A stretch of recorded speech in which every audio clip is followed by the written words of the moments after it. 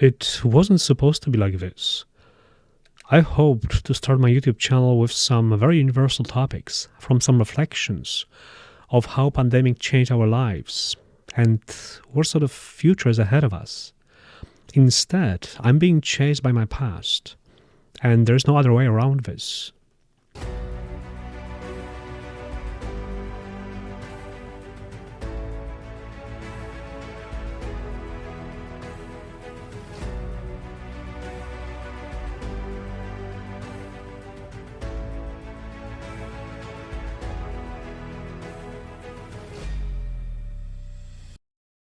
I have to start first two episodes from the Israeli-Palestinian conflict and Polish-Israeli relations, in that order. By the way, actually, welcome to my studio that I've built over a year ago for a different occasion. This is the studio that I'm using for sessions dedicated to the history of Auschwitz. I run the project called the Auschwitz Virtual Tour, and I'm actually telling the story of what happened in Auschwitz during the 2-hour Zoom session. And this project became pretty successful. I teach in the US, Australia, Scandinavia, and many other countries. In the link below you can find the reference to this project. I've finished my PhD in political science, defending the dissertation on the Israeli-Palestinian peace process. My name is Jerzy Wojcik. In this first episode of my commentary, I will deal with a very sensitive issue of the Israeli-Palestinian conflict. I divided this episode into several chapters. You can see them right here, also in the description. It doesn't give the explanation to all of the issues that make up the conflict. I don't deal with the historical aspects, and hopefully I will find the time to talk about it later. Who knows? But this episode addresses the most important issue when it comes to the conflict. And I can only hope that in the end of the day you will perceive this conflict differently after seeing this episode. I would like to start with two things. Both of them represent a certain thesis that I propose to the audience, and I'm going to repeat it again later on. One, the Israeli-Palestinian conflict is unsolvable in the current stage, and the dream of the Palestinian state will not come true in upcoming 30-40 years. And two, when it comes to the peace process, I give much bigger credit to the Israeli side for an effort of bringing this conflict to resolution than to the Palestinians, and I'm going to prove my point.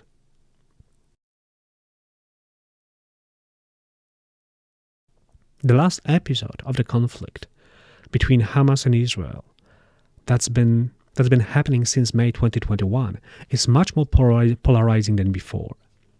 When the conflict erupted in May 2021, many people have remained silent and unwilling to properly describe the situation. Scholarly voices are non-existing these days regarding the Israeli-Hamas conflict. The pro-Israeli voices are weakened.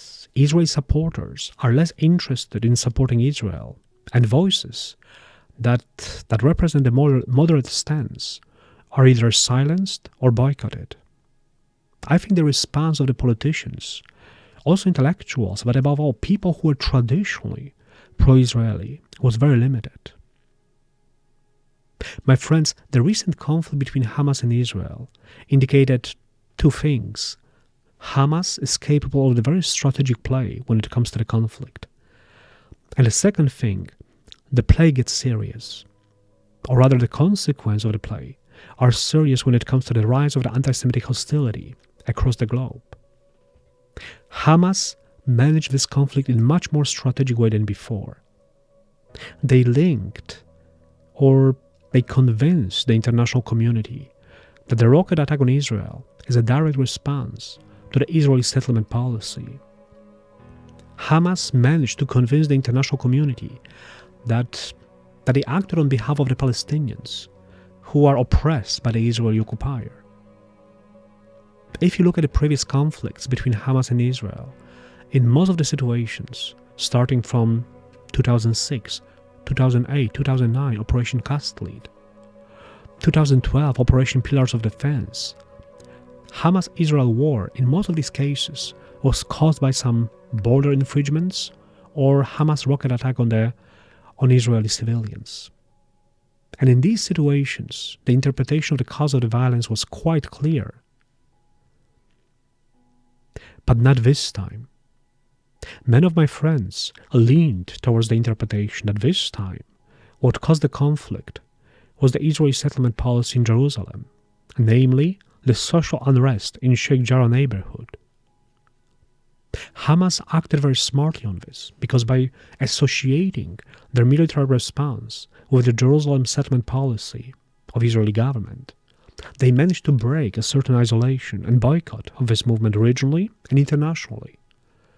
And I'm not talking about Hamas as a movement, but the entire Palestinian situation.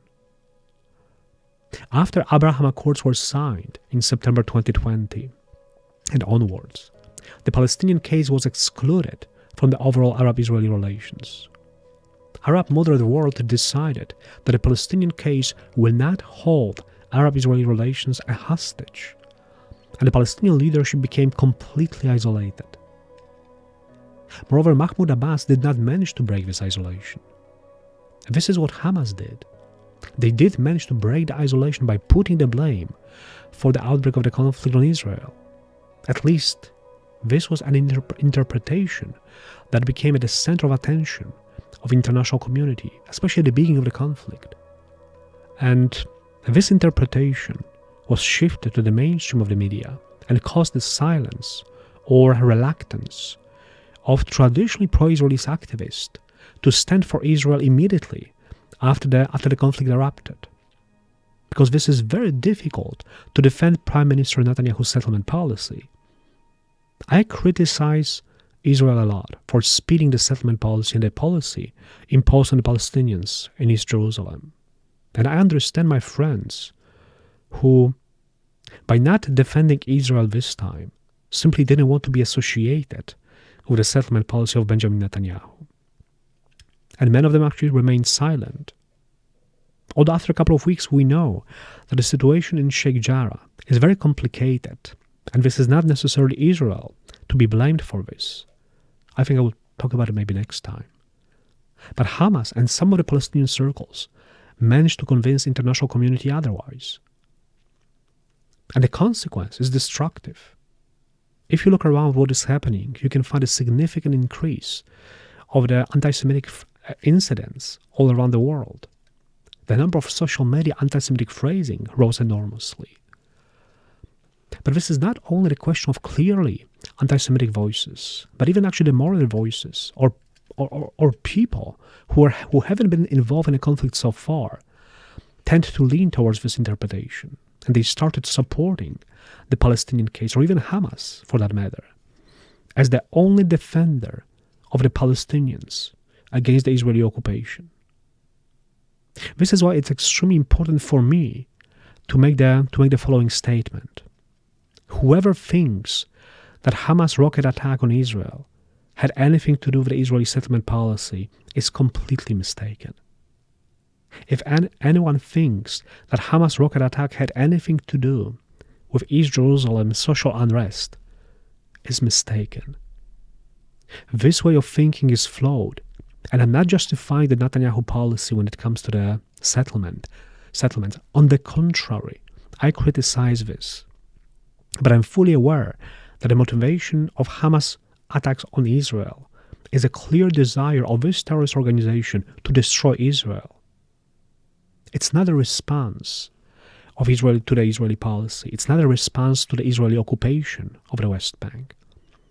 And today's European activists who promote the slogan Free Palestine, which seems to be neutral, have to understand what Hamas interpreted by the slogan Free Palestine as establishment of the Palestinian state in the entire historical Palestine, which is equal and desired by Hamas to destroying Israel as a state. This is actually what Free Palestine means in the philosophy of Hamas. Destruction of Israel, getting rid of the Jews, and stretching the Palestinian religious entity from the Mediterranean Sea to Jordan. I would like to rephrase those two things that I began with. One, the conflict is unsolvable in this period of time, and the dream of the Palestinian state will not come true in the upcoming 30, 40 years. And I'm going to explain you why I think so in a moment. And two, when it comes to the peace process, when it comes to the negotiations, when it comes down to the establishment of the Palestinian state, I give much bigger credit to the Israeli side, by the way, not to the Netanyahu government, for an effort of bringing this conflict to resolution. And I recognize that the Palestinians are to blame for the failure of the peace agreement. As a disclaimer, I would like to add that whoever say today that Palestinians should have their own state, I'm absolutely for it. I was always a supporter of the two-state solution, no question about that. But we have to be aware that Palestinians rejected the Palestinian state several times already. And I'm not talking about a 1947 UN resolution. The fact that Palestinian state was not established in the year 2000 or 2007 is a responsibility of the Palestinian leadership. The very same leadership that the Palestinians have today. No one else. Palestinians could have had a state a long time ago. Israelis did a lot at some point in the history to break the taboo, to compromise with their own red lines and limitations. And they were ready to risk everything to establish peace. There was a tiny moment when the peace was very close. And in the crucial moment of the process, it all exploded. And it became clear that the conflict is unsolvable. But it exploded because of the Yasser Arafat's decision. But nobody remembers that. Sometimes I have a feeling that people don't remember it, even that actually Israel had been attacked so many times by Hamas from Gaza in the last decade. I think actually Bret Stephens from New York Times, in his commentary, described how the conflict is being reported by particular media. And he explicitly said that very often you can find descriptions of the use of the violence, but no reference to the past. As a reader, you may have a feeling that there was no Israeli withdrawal from the Gaza Strip in 2005, that there was no Fatah-Hamas war in 2006, that Israel was not attacked multiple times in the last decade.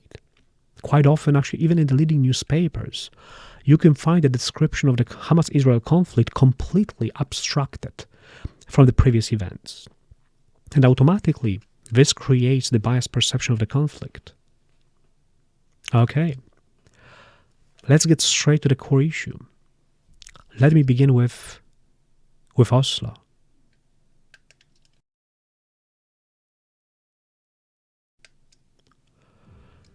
The conventional wisdom suggests that signing the Oslo Accords and establishment of the Palestinian autonomy in 1993 and 1995 was a tremendous success.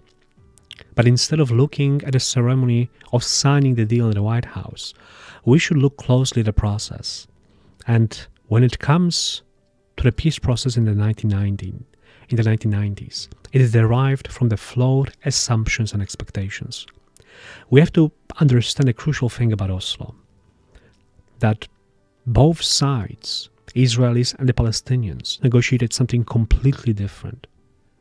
When you take the entire policy and strategy of Yitzhak Rabin, we tend to remember Yitzhak Rabin as a man of peace. And in the public discourse, not many people remember that he was rather called Mr. Security. Because for him, the priority was to secure and protect Israel. The fact that he chose to talk to the Palestinians was simply a practical move undertaken after the security reports indicated that there's no other way of dealing with the problem of the Palestinians than to initiate the direct talks with the PLO. And it's worth mentioning that the secret channel of negotiations was already established by Ron Pundak, Yair Hirschfeld, and Yossi Beilin.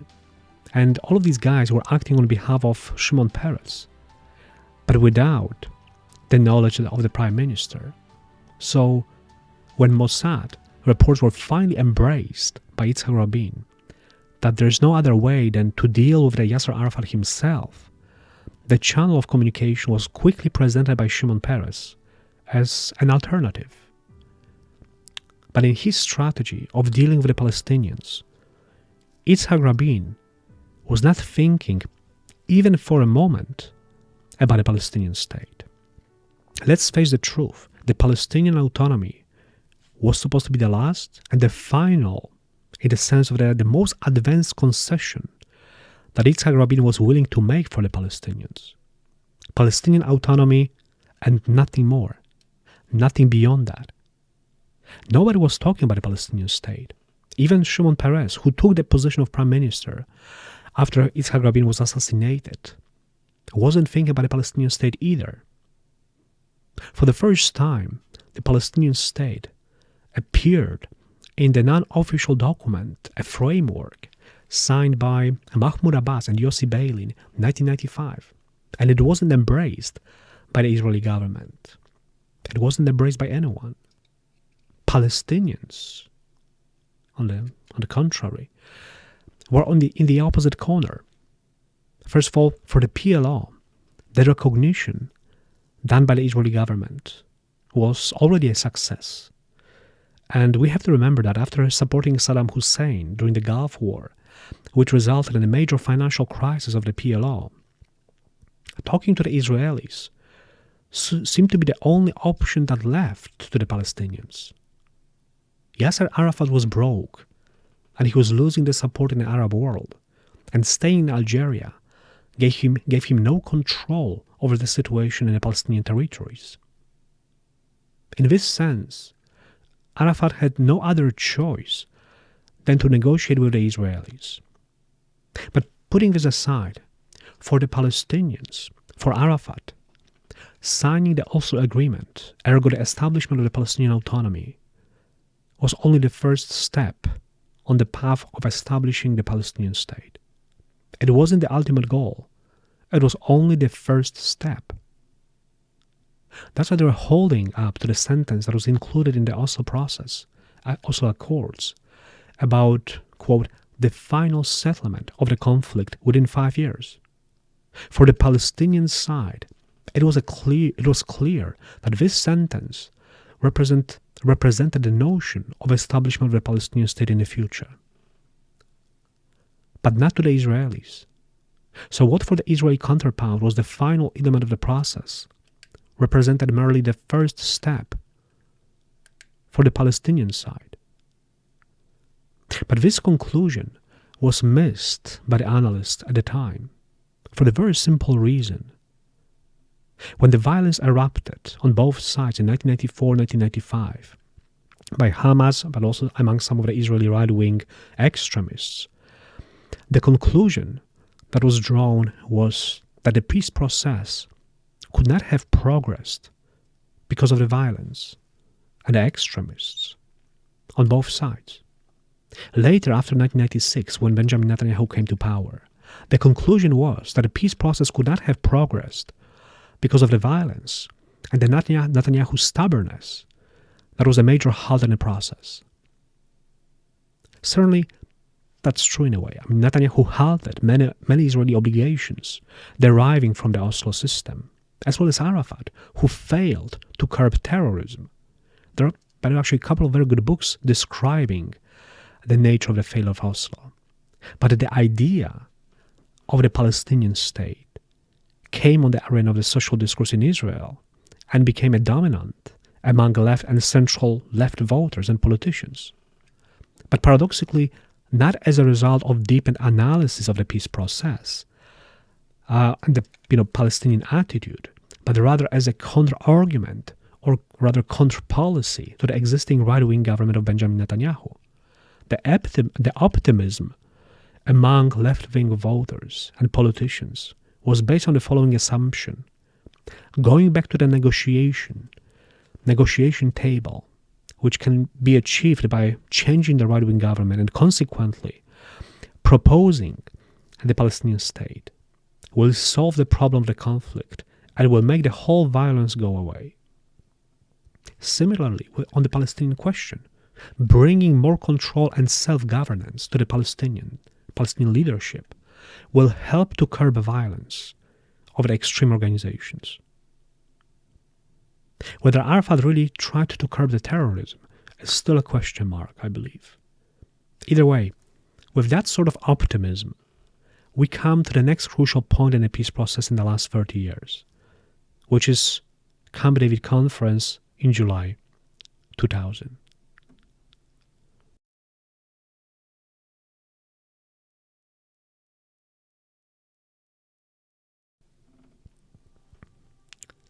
In May 2000, in the Israeli elections, Ehud Barak came to power with an unprecedented peace plan that entailed signing the agreement with Syria, pulling out the Israeli troops from the south of Lebanon, and finalizing the deal with the Palestinians.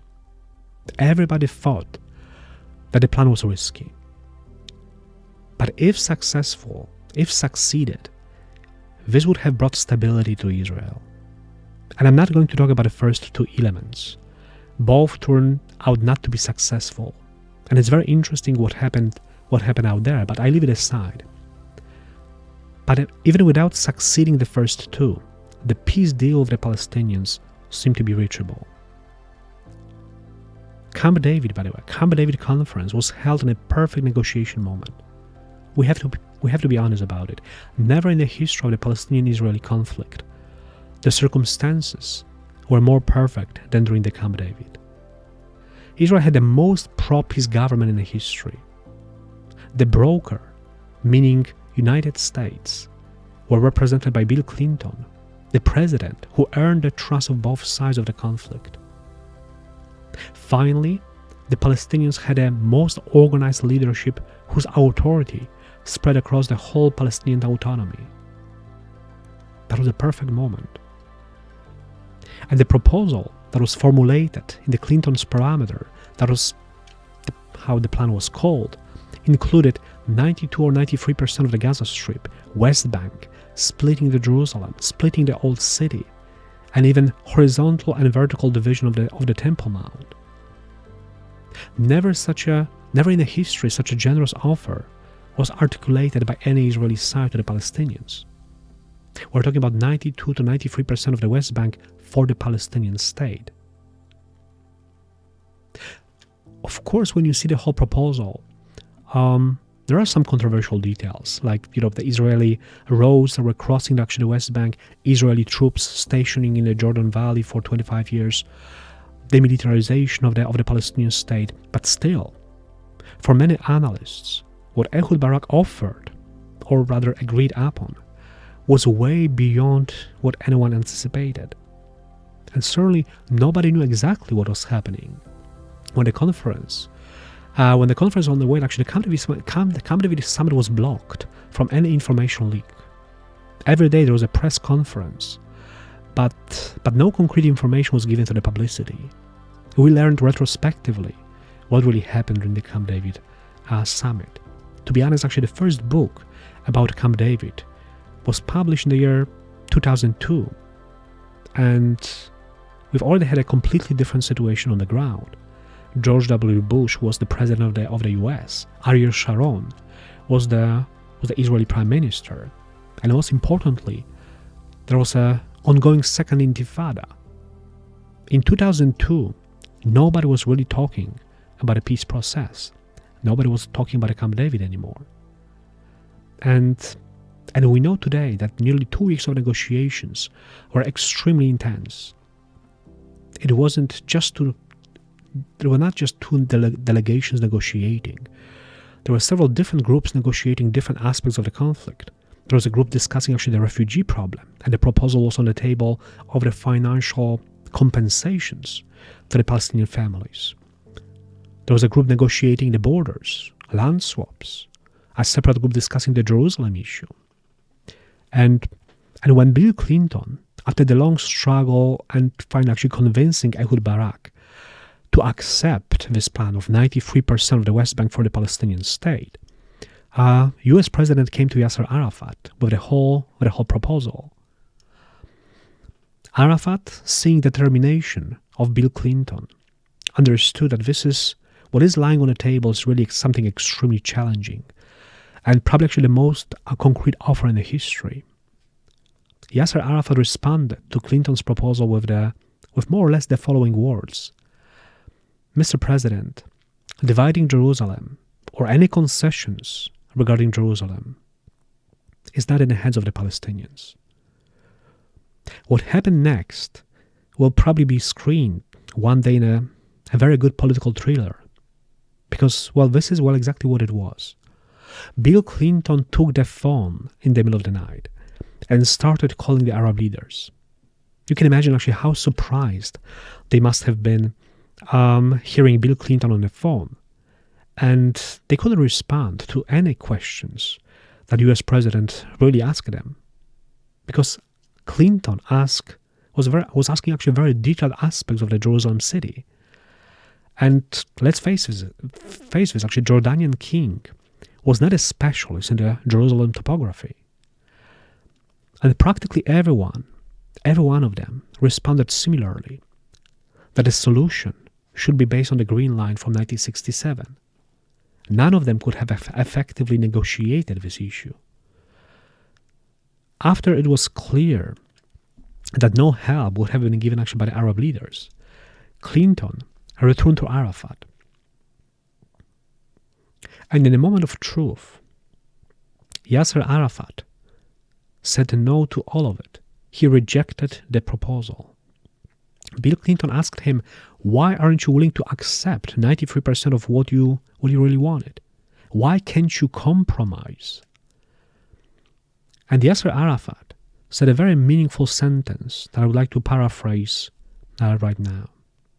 Mr. President, if I sign this, if I say yes to this proposal that is 92-93% of the West Bank, and Jerusalem divided, I will be assassinated a day after. And I think we should stop at this point. What Arafat said was very true, and it goes deeply to the core of the complexity of the conflict. And certainly, rejecting the proposal by Arafat was basically the end of the story. After the collapse of Camp David, after Arafat's no, the peace process was still carried on, but without any major breakthrough. It finally collapsed, and it was basically substituted by the violence of the Second Intifada. That outburst was in September 2000. But going back to the meaningful sentence of Yasser Arafat, actually two things are extremely important here. One, the maximum concessions presented by the Israeli side did not overlap with the minimum demands of the Palestinian side. This became obvious, and this is still obvious today. And the second point is more important and address the question of why the Palestinian side, why Yasser Arafat was unable to make any concessions regarding 1967 borders and Jerusalem as a city. Why Arafat said what he said, and why he was right.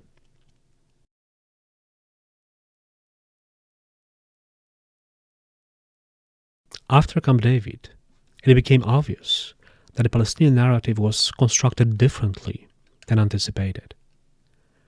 Until 1980s, in the Palestinian narrative, the Palestine belonged to the Palestinians, and Israel is the entity created by the invaders that should be removed from the Middle East.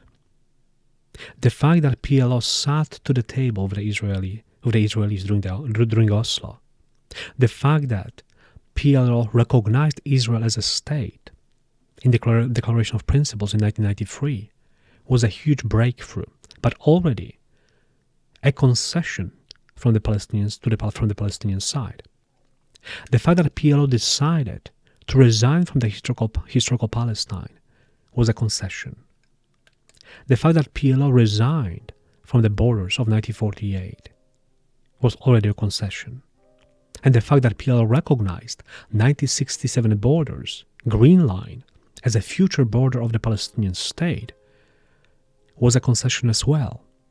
This is how the Palestinian narrative was constructed in 1993. It was pretty unexpected that in the Palestinian narrative, the idea that a Palestinian state being established in 1967 borders is already a concession and a compromise. And there's no more room for even an inch of land to compromise from that point. As a disclaimer, I would like to point out that some of the Israeli analysts and specialists, after the collapse of Camp David, have really doubted if this Palestinian narrative was anyhow transformed, or is this just a play, just a trick, and in fact PLO still seeks that a Palestinian state within the whole Palestinian historical Palestine. There's no way of knowing that today. And we have to understand how incredibly important both narratives, Palestinians and Israeli narratives, are for the conflict. Here's the rub. The Palestinian narrative became the major obstacle in peace. That's my opinion. Historically, both narratives were problematic because in the Israeli narrative, until mid-1980s, the whole political spectrum from left to right completely rejected the possibility of talking to the Palestinians. The Israeli narrative was equally rigid or inflexible. Palestinians, PLO, were the terrorists. No Palestinian state on our agenda, not even the autonomy. How come then in the year 2000, Ehud Barak, the Israeli prime minister, offered a state to the Palestinians? Because Israeli society went through a tremendous change in their own narrative. The whole movement of the new historians that started questioning the narrative in the 1980s, Ben and Morris and other intellectuals opened a debate about the Palestinian refugees and the similar topics. And of course, it took years. At the beginning of the new historians were completely marginalized and boycotted. But after 10 years, the new narrative shifted to the main path of the social discourse. And mind one thing, it was happening in the Israeli society, modern, democratic, pluralistic society. And that took over 10 years. Palestinians haven't even started changing their own narrative. Or I put it differently, the change of the narrative went from refusing to recognize the existence of Israel at all and claiming the right to the whole historical Palestine to wanting only 100% of 1967 borders, assuming that such a change even took place. And that was the minimum what Palestinians wanted. Israel expected or suspected that the Palestinian narrative was rather shifted to the position of 1967 borders or a green line as a base, I emphasize, a base for the negotiations. There was a misconception about it among the Israeli and many Western politicians who thought actually the Palestinian position in 1967 borders was just a base for the future negotiations. It wasn't. It was a completely false assumption. Narratives, positions of both Israelis and the Palestinians were not overlapping and are not overlapping today. And then in July 2000, in the Camp David summit was in a perfect moment of negotiation. And if it failed then, resuming the negotiations today will not bring any more positive results because the Palestinian leadership is not ready to propose anything more than 1967 borders. None of the Palestinian leaders started pushing the new narrative within their society of the new narrative of being a bit more pragmatic and maybe proposing some concessions regarding 1967 borders. And 21 years after Camp David, the sentence that was articulated by Arafat to Clinton is equally valid as it was then. The Palestinian leader who would propose any concessions to the idea of the Palestinian state with 1967 borders would be in a big danger of losing his life a day after. Because nothing was done on the Palestinian side to prepare the society to a decision like this. I would even argue that the narrative is not really liberalizing, but rather actually radicalizing. The narrative, the social discourse is not changed. What has changed since then is that we lost the perfect moment of negotiations. There are two most important changes that are, we can say, irreversible to what it was. The first is the Palestinian leadership, and the second one is the Israeli trust. We may call these kind of soft elements, but in fact both of those elements are extremely important. Many other things can be fixed. The Biden administration represents actually a reliable broker, in contrast to the George W. Bush or Trump administration. The international community can bring the guarantees and political and financial support. But the Palestinians themselves do not have a vivid functional leadership. Mahmoud Abbas is weak, and he struggles to keep his power even within the PLO. PLO itself doesn't extend its control over the Gaza Strip. Well, so imagine the negotiations with Israel. How can the Palestinian leadership ensure the Israeli government that after reaching the agreement, the violence can stop? If they have no control over Hamas and other Islamic extremists. And I would like to stress something what international community dismisses or overlooks. That is the fact that Palestinian autonomy is no longer an emerging democracy. Let me just put it this way. When Palestinian autonomy was established, it was perceived as one of the best democracies among the Arab world. The system was, to a great extent, transparent. And certainly, actually, there were some flaws and oversights, but still, the conclusion was that in such a transitory situation, the system is very promising, and it will evolve and improve into a functional democracy, similar to the Israeli one.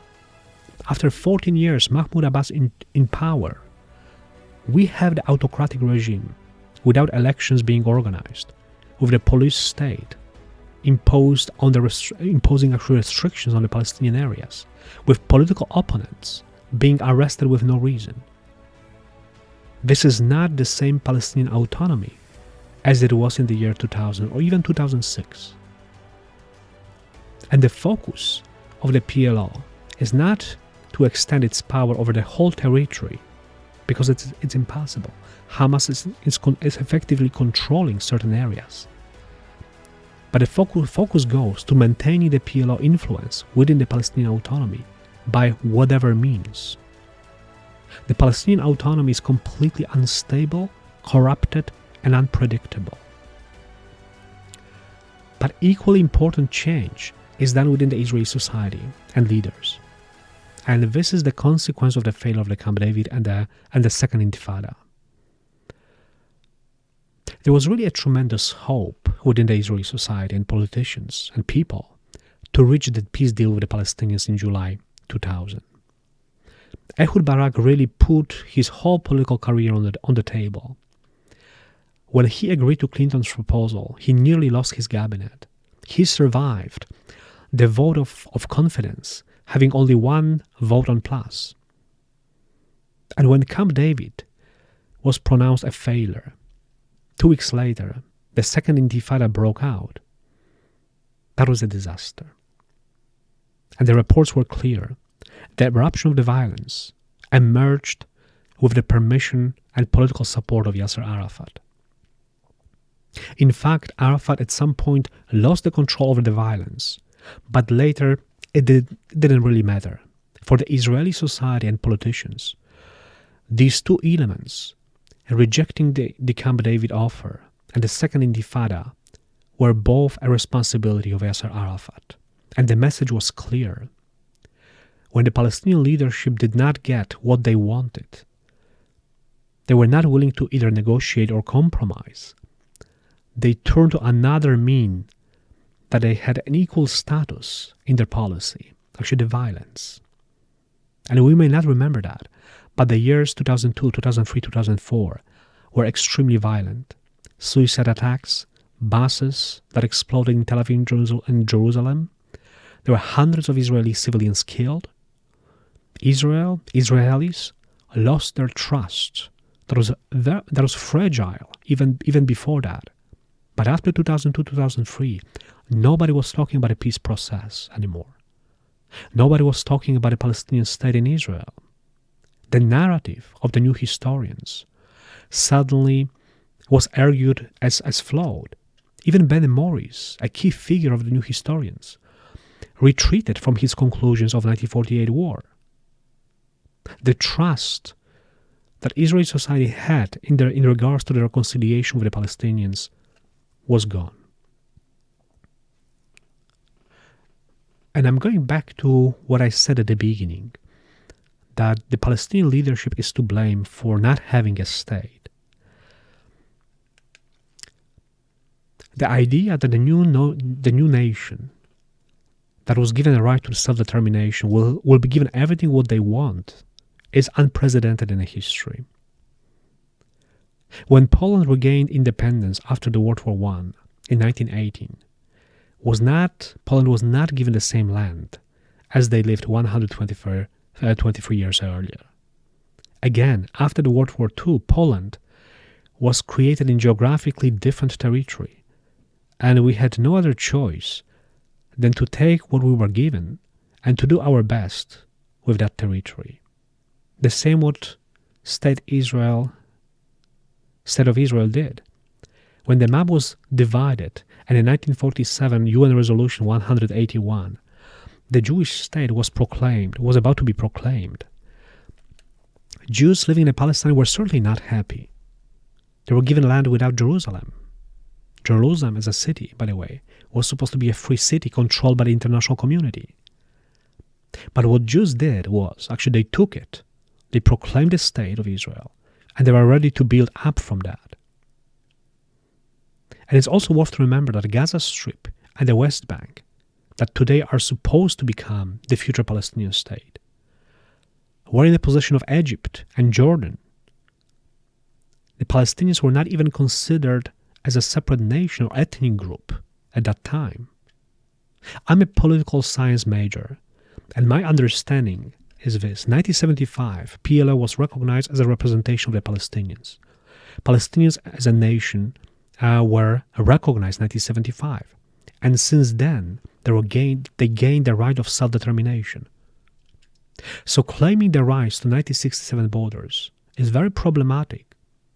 It should be treated as a base for negotiations, and not presenting these arguments to undermine the Palestinians' right to have a state, but rather to show that the Palestinian narrative is very subjective and the historical facts don't support its credibility, so to speak. Palestinians can reject another peace plan and another chance of having their own state, but even actually the Arab states are fed up with that. The time is not working for their benefit.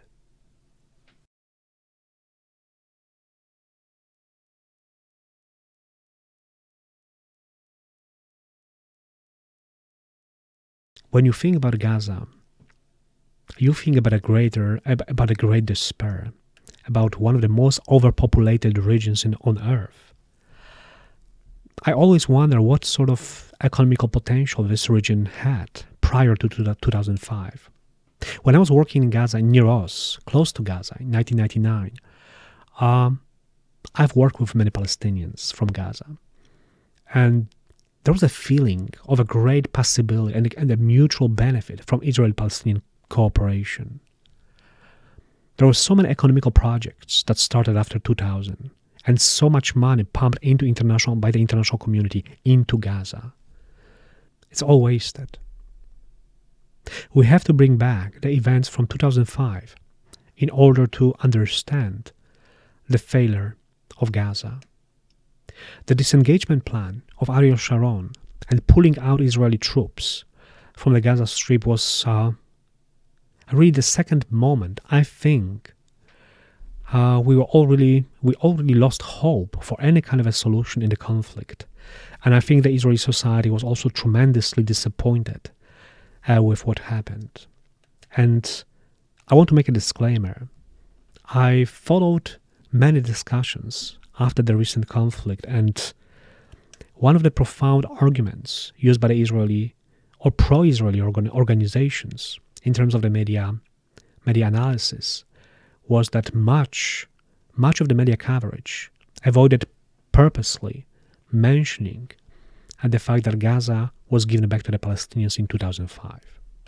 I've already mentioned that, but I want to reinforce this statement right here, because this put the whole situation between Hamas and Israel in a completely different perspective. Ariel Sharon was an extremely pragmatic man. He came to an understanding that keeping Palestinian areas under control is simply pointless. He decided to withdraw Israeli troops from the Gaza Strip and did plan the similar thing with some of the territories on the West Bank. But he was a man of his word, and he implemented the plan in September 2005. Then he had a brain stroke, and he couldn't complete the process with the West Bank. And honestly, I observed the whole process of withdrawing the Israeli troops from the Gaza Strip, understanding that this is another moment of truth for the Palestinians. They had a chance to take over the territories and prove the whole international community that they can manage to live their lives independently, that they can take their own matters into their own hands and prove the ability to run the state.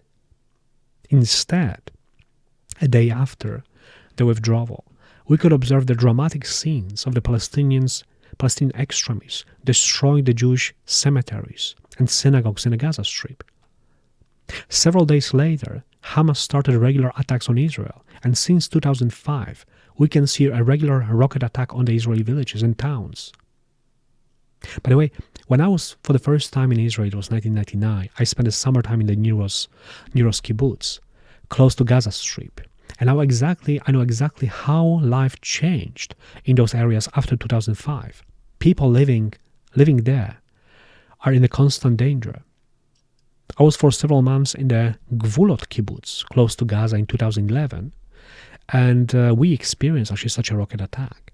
In 2009, I visited Sderot, the closest town to Gaza Strip. There's no question how devastating this experience was for the Israeli public and society. The fact that Israeli government decided to leave the Palestinian territories, and instead of building their well-being, Hamas is taking the control of the Palestinian life in Gaza Strip and concentrate its effort on destruction of its neighbor. What kind of message does this convey? Certainly, you can find people using the argument that actually the Palestinians living in Gaza, they are completely isolated and put in a certain closure. But look, the closure is a consequence of the Hamas violence against the Israeli civilians after Israeli withdrawal, not the other way around. If the Palestinians, after the Israeli withdrawal, started building their own infrastructure, proving that they are a reliable partner, that the whole international community would buy them everything what they wanted, the restrictions would ease from both sides, Israel and Egypt. By the way, we have to remember that the closure imposed on Gaza comes from both countries, Israel and Egypt.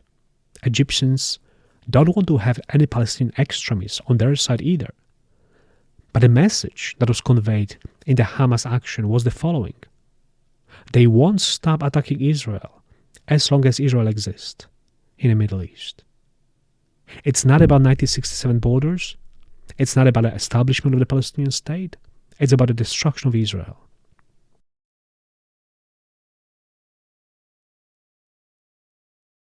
I think we have to address another important question.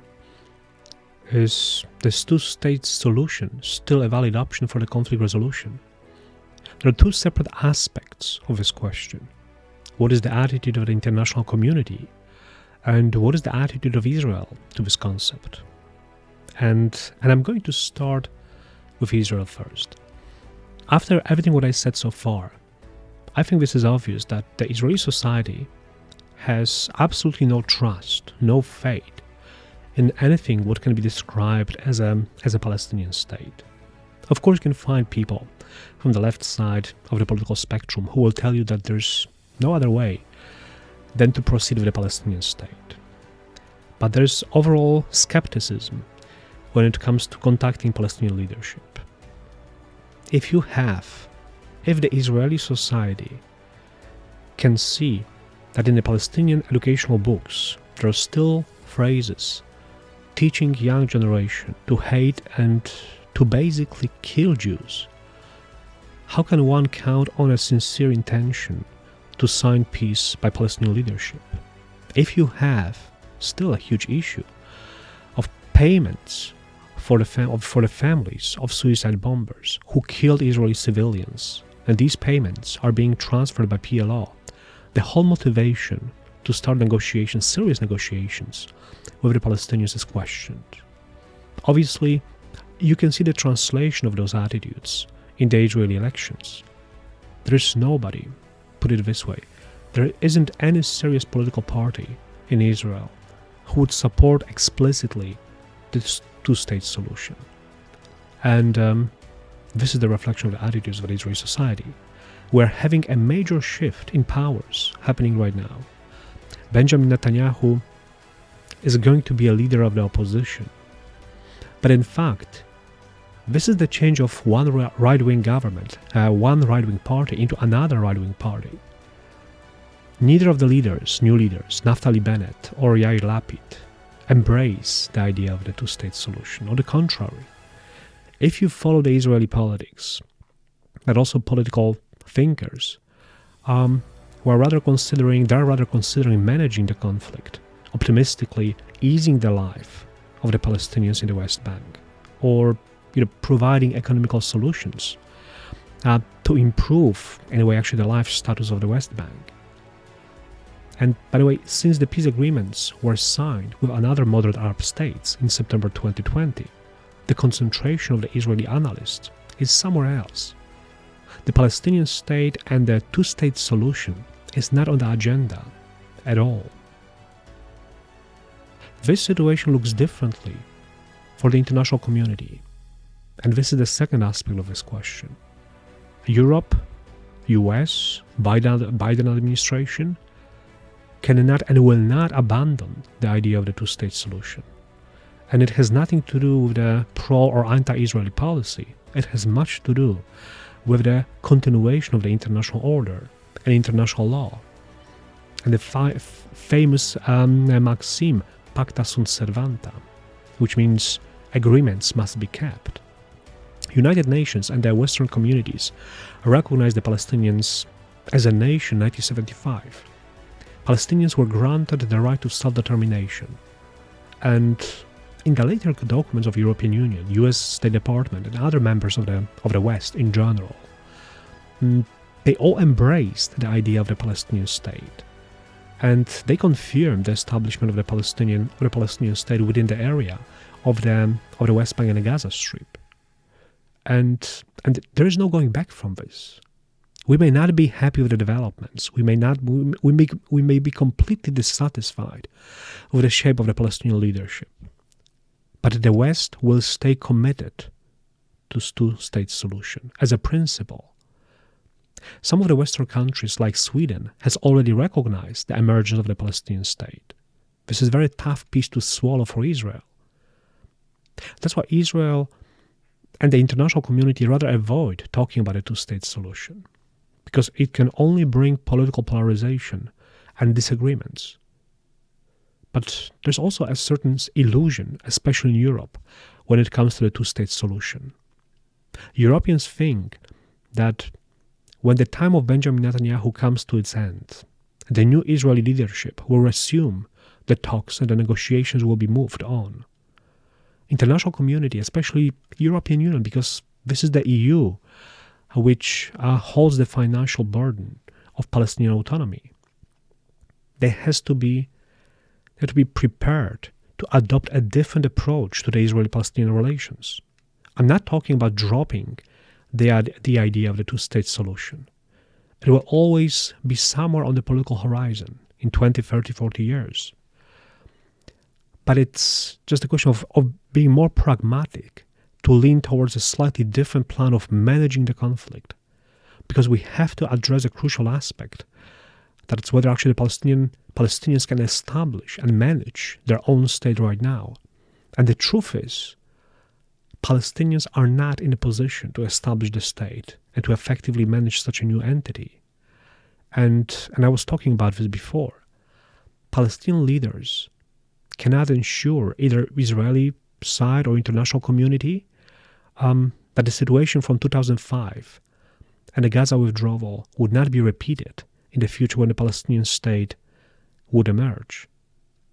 We have to recognize something what changed profoundly since Camp David conference. Palestinian autonomy is not an effective control of the Palestinian territories. Nobody in this world who has any understanding of what security means would allow such a new state to be formed. Another thing is that even if the state is established, Palestinians will have to face the reality: no militarization of such a state, and obviously the transition in keeping either Israeli or international troops in the crucial and strategic territories. And this conclusion comes from the logic: if or when the new possible Palestinian state proves to be viable, sustainable, and being in a position of controlling the situation on the ground, the restrictions will ease and disappear in the time perspective. And whoever thinks that the Palestinian state will emerge in 20, 30, 40 years and will be granted all freedoms and attributes of the independent state immediately, it's delusional. There will have to be different temporary solutions, because for now, the Palestinian leaders have a long history of violence, and they will have to prove everyone wrong about it. And they will have to present in actions that they are committed to peaceful coexistence.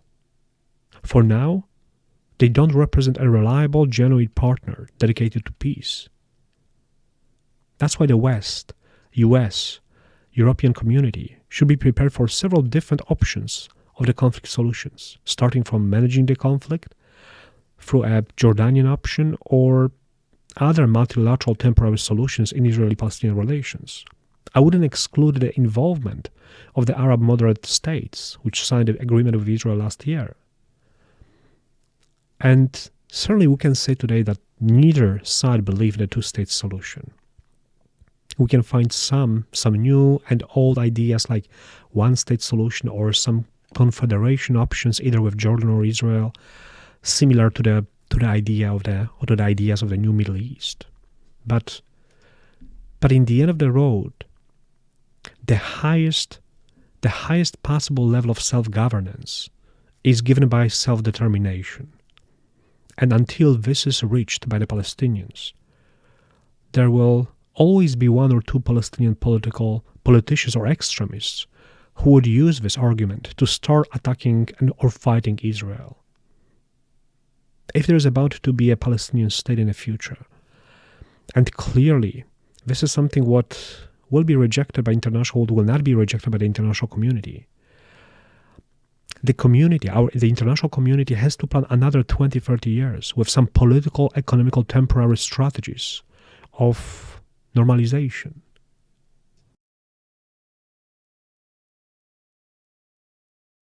But whatever plan we would serve to ease and calm or manage the situation for another years, this requires a very important step to be made by any new Israeli prime minister, the step that Benjamin Netanyahu never wanted to take, a sincere commitment to halting the Israeli settlements in the West Bank. Because it never happened under the Netanyahu administration. And this became a point of disagreement with most of the US administrations. I think only Trump did not pay attention to this and gave a green light to Israeli prime minister in regards to the settlements. And I'm fully aware that you can find people arguing that, Judea and Samaria are historical territories of ancient Israel and they should be a part of Israel. I understand and respect actually those opinions. And I'm not arguing about this. This comes from the subjective approach to the historical roots of the Jews. From the perspective of solving the problem, international public law, West Bank and Gaza Strip will be, in the future, it will become a Palestinian state. And even if both sides have a different subjective understanding of this, they will have to find a common ground to solve this. But let me just put it in the wider context.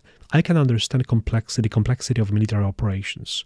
And, I imagine that there's sometimes actually no way to avoid collateral damages. I imagine that sometimes the road blockades or checkpoints are caused by, or determined by security arrangements, etc. But the continuation of the Israeli settlement policy will be a step proving, in the eyes of the international community, that Israel has no other desire than taking over the entire land of the West Bank for themselves, which will result in creating the apartheid reality in Israel. And I feel uneasy about it. The recent conflict between Hamas and Israel proves another negative thing about the settlements. If the settlement expansion continues, it will always provide an excuse for Palestinian extremists to launch rocket attack in Israel. And I'm not talking about existing settlements. I think this is clear that Ariel or modern elite settlements will stay in Israel in the future. And Palestinians will be compensated in so-called land swaps. But as long as the Israeli settlement continues, meaning the new settlement blocks are being constructed, it will always be used as a smokescreen for Palestinians' attacks on Israel. And they will manage this internationally by gathering support for the Palestinian movement, as it happened in the recent conflict. And the scenario when the Israeli government continues the settlement policy, many countries will not have any other options than to recognize the Palestinian state immediately, without even trying to create some sort of temporary strategies. And this will harm everyone, Israel and Palestinians. And it will create a limbo in a way actually in which Israel will be more and more isolated. There will be more and more hostility and hate speech on the internet, more and more anti-Semitic attacks, because Palestinian leadership will do everything in their power to use this as an argument to present Israel as an apartheid state, although it's not true. Honestly, I don't expect to have any kind of breakthrough when it comes to the Israeli-Palestinian peace process. But this will be a disaster if the next government and the next prime minister will continue building new settlement blocks. In this case, when the next eruption with Hamas takes place, there will be even more silence from the side of the Israeli supporters and less support from the European and American politicians. I'd like to be very clear about it.